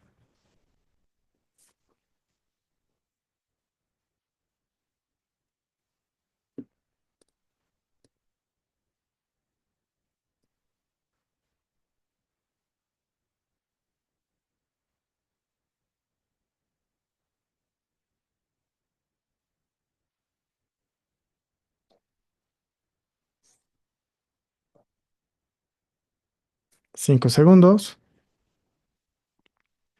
y finalizamos la votación. Ok, muy bien, vamos a ver. Creo que es listo, solo son 3 preguntas. Primero, ¿qué les llama la atención de este paciente? Siempre considerar quién es el contexto de nuestro paciente y esto implica que ustedes tengan claro qué características, comorbilidades tiene nuestro caso. Aquí es un hombre de 68 años que tiene síndrome metabólico, es hipertenso, obesidad, gota y tiene el antecedente de una estenosis cervical. Hasta aquí todo esto es antecedente. Sin embargo, llama la atención que recientemente tiene una laminectomía, ¿ok? Hicieron una intervención neuroquirúrgica y el motivo por el cual lo traen es por confusión. Ese es el motivo más importante. Paciente con múltiples comorbilidades que le operan la región cervical y llega con confusión recientemente. En los exámenes propiamente de tipo el examen físico, primero tiene leucocitosis, neutrofilia, tiene deterioro de la función renal que puede ser agudo o propio de la enfermedad crónica de hipertensión y obesidad. Puede mover las 4 extremidades, no tiene déficit focal, pues eso nos hace pensar que no hay un contexto de daño medular, pero parece letárgico y tiene fiebre. 39,6, está taquicárdico, taquipneico, respira rápido, está taquicárdico, entonces pues tengo que considerar la posibilidad de una neuroinfección. Ahora, el problema es que, ¿cómo lo abordo? ¿Cuál sería el siguiente paso a realizar en este paciente? Veamos cómo contestaron en esta pregunta. La mayoría dijo, vamos a hacerle punción lumbar, 53%. La segunda opción más común fue hacerle una tomografía de cráneo. ¿Ok? Entonces, si estás sospechando en una neuroinfección, tienes que hacer un análisis de líquido cefalorraquídeo. Ahora, ¿alguien recuerda cuáles son los motivos para los cuales hacer una tomografía previo a la realización de punción lumbar? ¿Tiene alguien recuerda esto? Esto es un ejercicio para ustedes. ¿Alguien tiene en mente cuándo debo hacer un ataque antes de puncionar la espalda? Ante la sospecha de una enfermedad neoplásica, que tenga datos de hipertensión intracraneal, vómito en proyectil, papiledema, ¿ok? ¿Qué más? El antecedente de inmunosupresión, un paciente con, por ejemplo, uso de inmunosupresores, corticosteroides a dosis altas, pacientes en tratamiento con quimioterapia, pacientes con neoplasia activa, o sea, neoplasia activa que tengas que pensar la posibilidad de metástasis cerebrales y datos de hipertensión intracraneal y en general focalización neurológica. Si tienes un paciente con focalización neurológica, con datos de hipertensión intracraneal, con inmunosupresión, con VIH, infección por VIH que está focalizado, tratamiento con quimioterapia, no le hagan la punción lumbar inmediatamente. ¿Por qué es importante la pacientes con quimioterapia? En general, porque son pacientes no solo que tienen alto riesgo de complicaciones, sino que sospechas la tumoración, que tengas metástasis cerebrales con hipertensión intracraneal y la quimio más que para dar una complicación de tipo hipertensión intracraneal es el factor de riesgo para neuroinfección. Pero entonces va de la mano, un paciente con tratamiento activo oncológico. No es por la quimio, es más bien por el comportamiento agresivo de la enfermedad neoplásica. ¿Quedó claro, Mike? Hecho. Entonces, ahora, algo que no pueden perdonar es cómo interpretar la punción lumbar. Eso es bien importante. Entonces, en el abordaje de un paciente con meningitis bacteriana, la TAC de cráneo simple sirve para detectar o sea, para descartar efecto de masa. Entonces, ¿cuándo vamos a hacer una PL? En pacientes inmunocomprometidos, crisis convulsiva, me estaba faltando recalcarlo, déficit neurológico focal, papilerema, deterioro neurológico, y los antibióticos empíricos no se deben retrasar. O sea, en realidad, cuando tú tienes una alta sospecha de neuroinfección, tienes que dejar tratamiento antibiótico y proceder a hacer la punción lumbar lo más rápido posible, pero no te esperas a dejar antibiótico hasta que tengas el resultado de la punción lumbar. Dejas la cobertura antibiótica empírica y procedes inmediatamente a hacer la punción lumbar. Ok, ¿qué tratamiento empírico decides iniciar en este paciente? Y aquí, em, generalmente ante un paciente con una meningitis no es un tratamiento monodroga, es una combinación de fármacos. Sin embargo, tienes que elegir uno. ¿Cuál es la mejor opción de las cuatro que están montadas en esta evaluación? Entonces, la respuesta más común, 50%, fue ceftriaxona y un 25% Anfové. Recuerden que cada uno de estos medicamentos pueden ser útiles para neuroinfección. Si tú sospechas una infección viral, una encefalitis, el aciclovir intravenoso sería la mejor opción. La anfotericina B sería útil en un paciente con una meningitis criptococócica, sobre todo pacientes con factores de riesgo para infección por virus de inmunodeficiencia humana, que tienen comúnmente datos muy sugestivos de hipertensión intracraneal. Ciprofloxacinos no es para tratamiento, sino puede ser un fármaco útil en la prevención de meningococo, en contacto directo, un paciente que tenga meningococcemia, un familiar directo, un médico que estuvo expuesto a ese caso. El ciprofloxacino es una opción preventiva. Y la ceftriaxona, pues es un tratamiento que se queda corto, pero es la mejor respuesta para un cuadro de neuroinfección asociado a una posible meningitis. Entonces, tomando aquí datos de las GPCs muy antiguas, que saben que las odio y si no se los hago saber, es que el tratamiento es ceftriaxona 2 gramos cada 12 a 24 horas o cefotaxima, ¿ok? Para meningitis bacteriana, ceftriaxona. Ahora, por último, ¿cuál es el agente más probable? Por aquí ya hablábamos de algunas opciones para prevenir Neisseria meningitis en un paciente que estuvimos en contacto directo, cipro, ceftria para neumococo, ampicilina para Listeria monocitógenes y pseudomonas con carbapenémicos. Entonces, veamos cómo contestó el grupo en relación a esta opción de qué tratamiento le dejaría. Y la mayoría, veamos, déjame detener, dejo de compartir y me voy a esta pregunta, creo que sí fue esta. La mayoría piensa que tiene una infección por Neisseria meningitidis, 50%. Ojo, este paciente tiene manipulación quirúrgica reciente. Manipulación quirúrgica. Tienes que pensar en microorganismos como Staphylococcus aureus. Pero la pregunta te dicen es, por frecuencia, ¿cuál sería el agente etiológico más probable de las meningitis? ¿Ok? Si ahorita yo volviera a preguntarles esto y repito y les digo otra vez, ¿sabes qué? Voten en 10 segundos, la lanzo, ¿qué contestarían ahora? Neisseria nuevamente, estreptococo, listeria o pseudomonas. Veamos si cambia el porcentaje.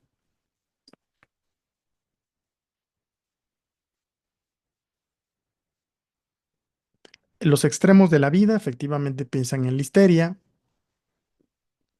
Vamos a finalizar la votación y ahora de ser contundentemente la respuesta de Neisseria meningitidis se queda con un 29% la opción B y la opción C. Entonces, vamos a marcar neumococo y la respuesta correcta es neumococo. Por frecuencia, meningitis bacteriana, el agente etiológico más común es Streptococcus pneumoniae, ¿ok? 30 a 60% de los casos. 10 a 35% de los casos es Neisseria y lo demás es Listeria, estafilococo, etc. ¿Ok? Entonces, ojo con esto, por ejemplo, Pseudomonas es menos del 10% de los casos de los agentes etiológicos asociados con meningitis bacteriana.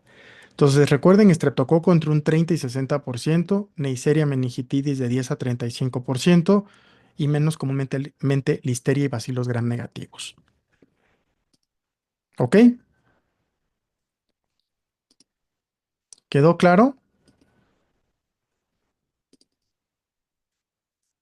¿Dudas con respecto a esto?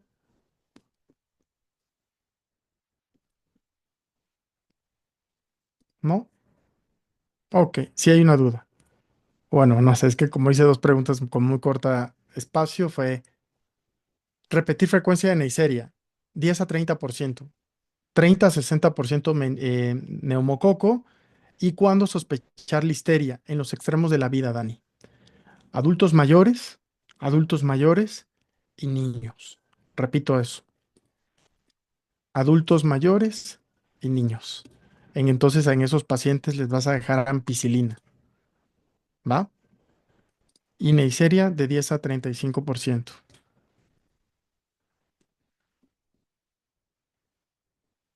Súper, muy bien. Veamos otro caso clínico.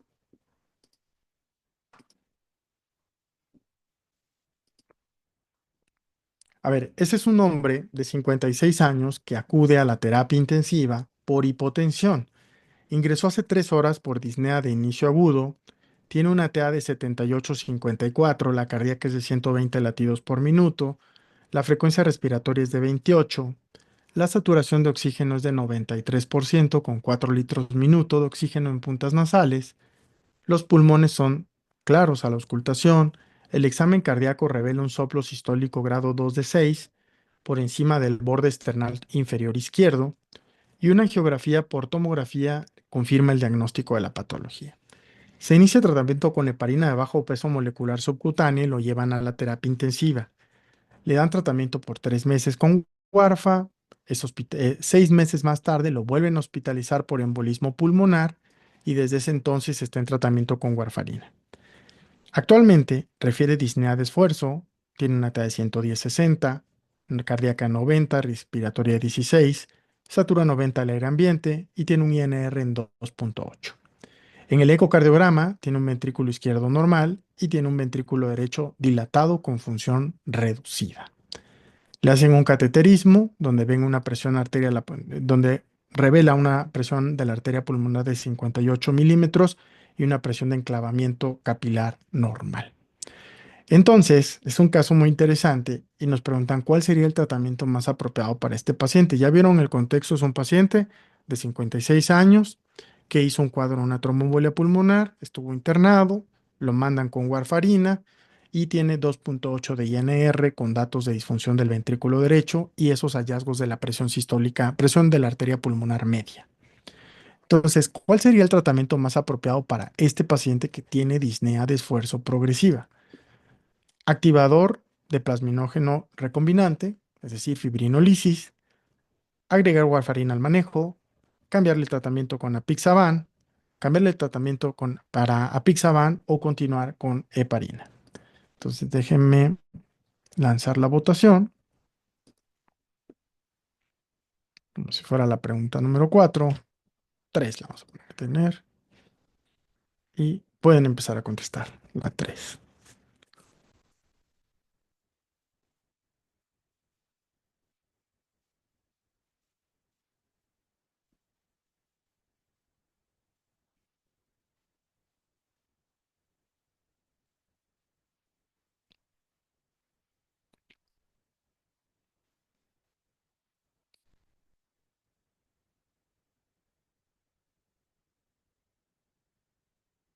Muy bien, finalizamos votación y pasamos a la siguiente pregunta.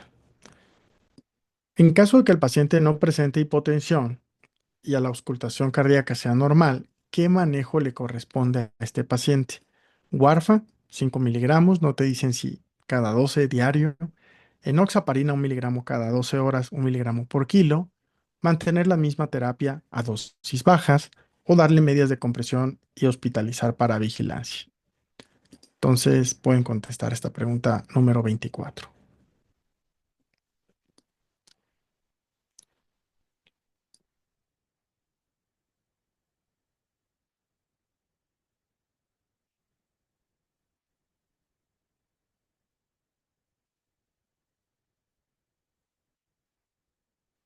5 segundos. Finalizamos votación y pasamos a la siguiente pregunta. En caso de que el paciente no presente hipotensión y la auscultación, creo que esta parte se repitió. Voy a poner aquí, se repite pregunta, nada más para que no se nos pase. Listo. En pocas palabras, aquí sería, ¿cuál sería el manejo para este paciente? Apixaban, más warfa, más dosis de warfa, tromboundarterectomía o un filtro de vena cava. Déjenme cambiar esto. Listo, pueden contestar. ¿Qué opinan en este caso? ¿Qué manejo? Olvídense del contexto previo, solo pongan qué manejo le corresponde a este paciente.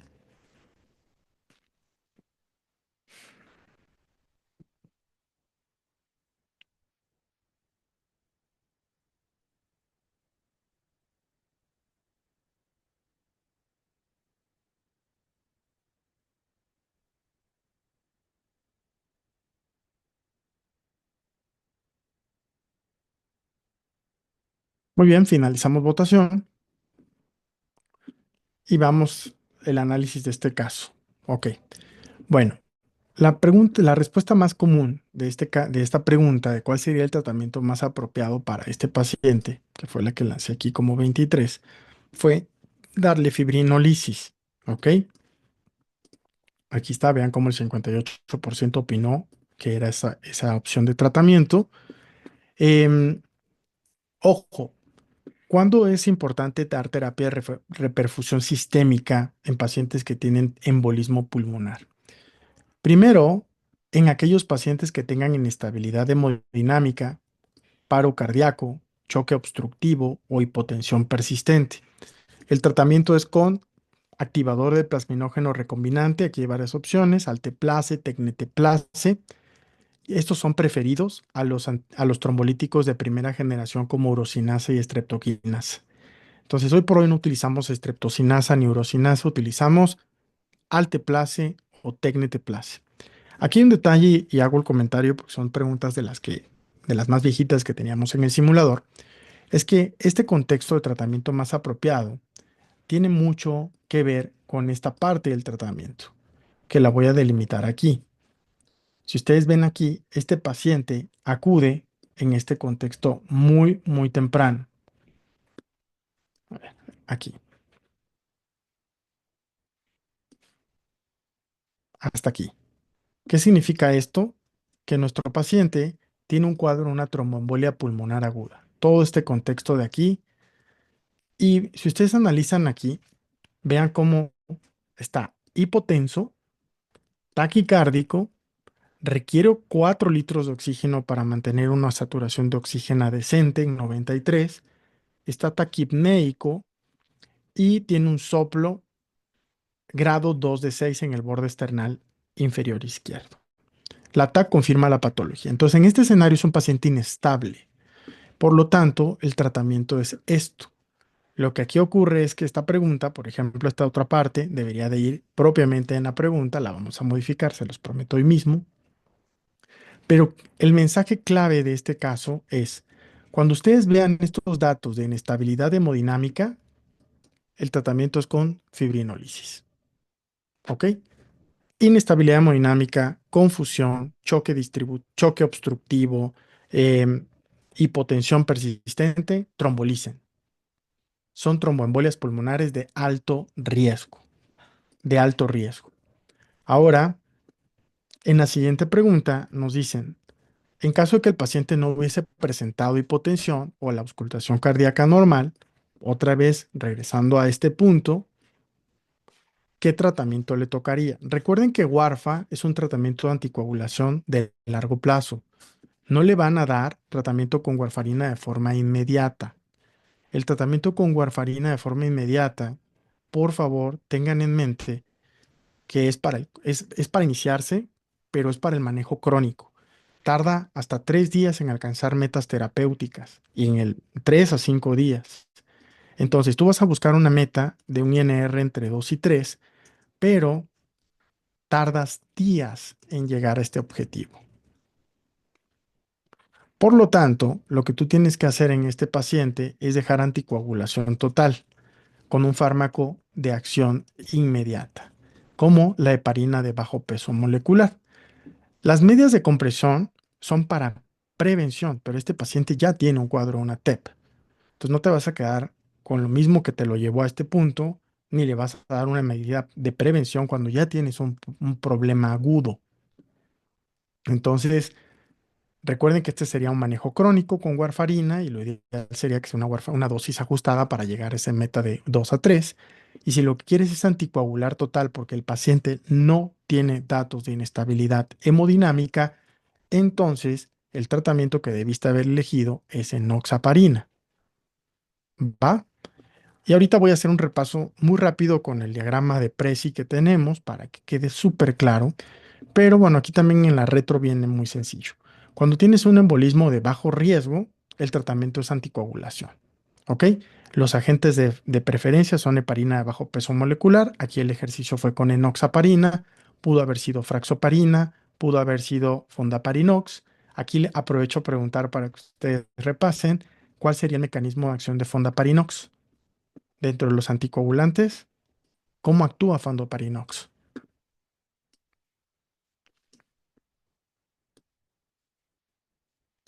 ¿Cómo actúa fondaparinox? ¿No se acuerdan? Es un antifactor 10A y es un fármaco anticoagulante muy bueno. Ahora, ¿cuándo van a dar realmente trombolisis? Cuando tengas un cuadro de inestabilidad hemodinámica, como nos preguntaba el caso previo. ¿Ok? Entonces, y por último, ya sí es un contexto de manejo crónico. Aquí es donde vale la pena que ustedes tengan en mente de que el paciente ya estuvo en tratado, le dieron tratamiento, tiene datos de disfunción del ventrículo derecho. En pocas palabras, todo esto que repaso en amarillo es un dato que sugiere hipertensión tromboembólica crónica, hipertensión pulmonar tromboembólica crónica. Entonces, en ese escenario, veamos cómo contestaron. Y la mayoría dijo, ponle un filtro de vena cava. ¿Ok? Recuerden que el filtro de vena cava lo van a utilizar cuando tengan un paciente que tengas contraindicación para la anticoagulación, repito, contraindicación para la anticoagulación, o que el paciente haya tenido un nuevo evento a pesar de dosis óptimas de anticoagulación. Al menos recuerden esas dos indicaciones. El nivel de evidencia es bajo, pero ustedes van a recordarlo. En un paciente que no puede anticoagular y que tiene alto riesgo de tromboembolia, pone un filtro de vena cava. Pero si además el paciente llegó con 2.5 de INR, es decir, meta terapéutica entre 2 y 3, pero a pesar de eso se trombosó, el filtro de vena cava es una opción. Entonces, ustedes eligen filtro de vena cava, pero recuerden que el filtro de vena cava, ustedes lo van a utilizar solo en estas dos condiciones. Mientras que la tromboendarterectomía es el tratamiento de la hipertensión pulmonar obstructiva, perdón, hipertensión pulmonar tromboembólica crónica. ¿Ok? Entonces, este es el tratamiento para una hipertensión pulmonar del grupo 4. Recuerden que la hipertensión pulmonar se divide en hipertensión arterial pulmonar, grupo 1, la 2 que se asocia con falla cardíaca, la 3 con enfermedades pulmonares, la cuatro por enfermedades tromboembólicas, como el caso de una TEP crónica que desarrolla hipertensión pulmonar con elevación de la presión media de la arteria pulmonar y disfunción del ventrículo derecho con una presión de enclavamiento normal. Y la tipo 5 es la que no entra en ninguna de estas opciones, que son las misceláneas.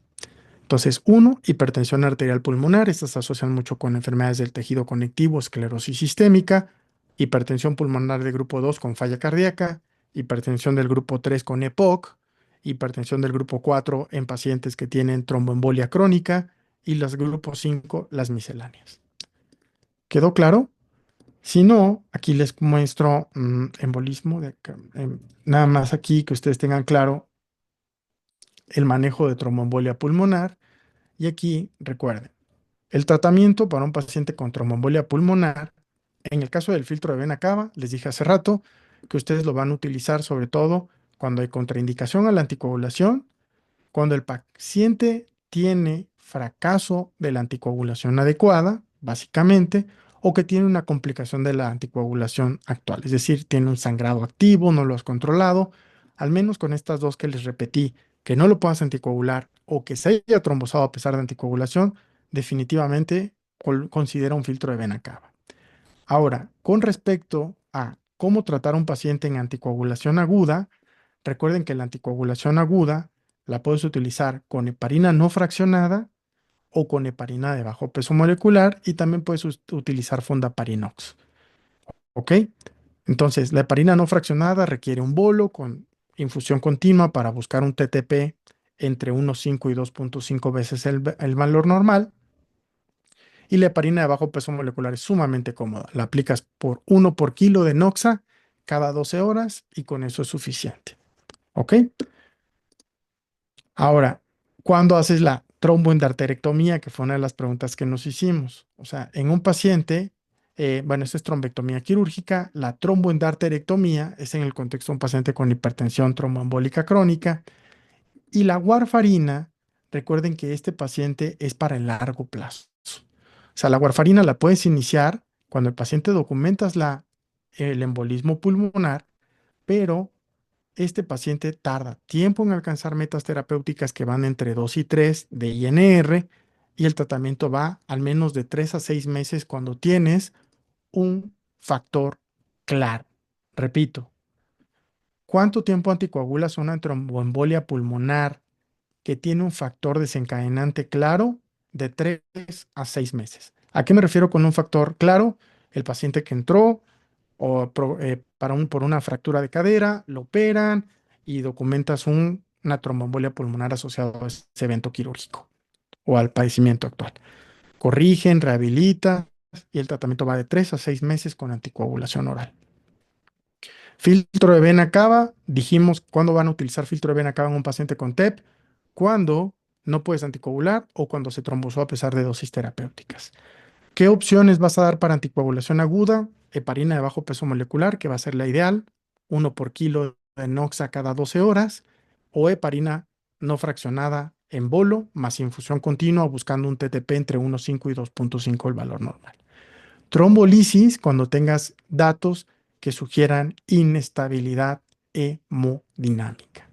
En embolia pulmonar masiva, que son hemodinámicamente inestables. Listo. ¿Dudas con este tema? Es un tema muy común, muy preguntado. En realidad, esto lo vamos a repasar tanto en el área de urgencias como en el área de neumo, por ahí. Pero no sé si tengan algún comentario, duda, pregunta en relación a este ejercicio que hicimos el día de hoy.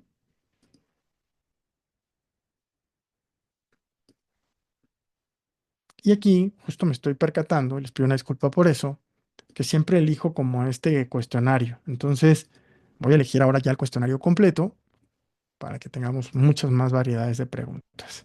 A ver, dice Víctor, si no se tiene claramente identificada la causa de la TEP, ¿durante cuánto tiempo se anticoagula? Ok, allí la obligación, Víctor, es investigar cuál es el motivo, ¿ok? Porque si es un síndrome antifosfolípidos que debutó con TEP, pues es indefinido, ¿ok? Si es una TEP asociada a cáncer activo, es indefinido o hasta que se cure el cáncer, ¿va? Si es un paciente, por ejemplo, con enfermedad, digo, no tienes causa conocida, tienes que abordarlo. Pero en general, 3 a 6 meses cuando tienes un factor claro, y si tienes un factor como una enfermedad que va a predisponer todo el tiempo a tromboembolia o a trombosis venosa, pues es indefinido el tratamiento. Y aquí entra cáncer activo, por ejemplo, de los cánceres que más se asocian, te lo muestro, de los cánceres que más se asocian a tromboembolia pulmonar son los mucinosos, son los cánceres, sobre todo cáncer de páncreas, de la vía biliar, colangiocarcinomas, son los que más se asocian. Pero cuando tú tengas, por ejemplo, un factor claro, como inmovilización, un viaje de larga distancia, un paciente que entró a cirugía pélvica, un traumatismo grave, una tromboembolia pulmonar asociada a una cirugía mayor, a un síndrome nefrótico, 3 a 6 meses, o en el caso del nefrótico, hasta que se resuelva el nefrótico. ¿Va?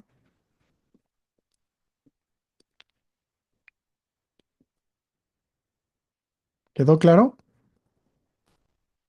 Súper, Víctor. No, gracias a ti por la pregunta, porque estoy seguro que más de uno probablemente la tenía y no se animó a preguntarlo. Ok, pues bueno, les pregunto la dinámica. Si ustedes tienen algún comentario, por favor siéntanse cómodos y díganme, Doc, podemos hacerlo diferente.